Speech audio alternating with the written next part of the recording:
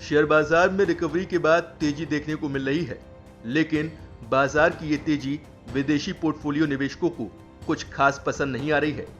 यही वजह है कि विदेशी निवेशक लगातार भारतीय बाजार से निकासी कर रहे हैं। नवंबर में भी अब तक विदेशी निवेशक भारतीय बाजार में अच्छी खासी बिकवाली कर चुके हैं। डिपॉजिटरी के आंकड़ों के मुताबिक नवंबर में अब तक विदेशी निवेशकों ने भारतीय शेयर बाजारों से शुद्ध रूप से 949 करोड़ रुपए की निकासी की है।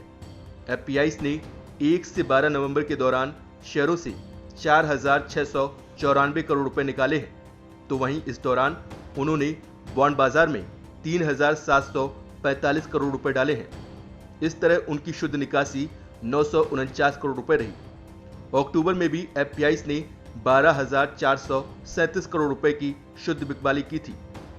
एक्सपर्ट्स का कहना है कि एफपीआईज भारतीय बाजारों के ऊंचे वैल्यूएशन से चिंता में है। शेयर बाजार इस समय अपने ऑल टाइम हाई के आसपास है।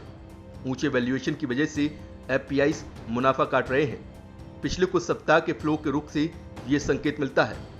इसके अलावा ग्लोबल लेवल पर महंगाई का प्रेशर और कुछ विकसित अर्थव्यवस्थाओं में सुस्ती भी चिंता का कारण है। अमेरिका और चीन ने महंगाई के सारे रिकॉर्ड तोड़ दिए हैं। अमेरिका में महंगाई दर बढ़कर 6.2% हो गई है। ये साल 1990 के बाद की सबसे बड़ी तेजी है। तो वहीं चीन में कंज्यूमर प्राइस इंडेक्स यानी सीपीआई सालाना आधार पर 1.5% बढ़ गया है। दुनिया भर में बढ़ती महंगाई का असर अब भारतीय शेयर बाजारों पर भी दिखने लगा है।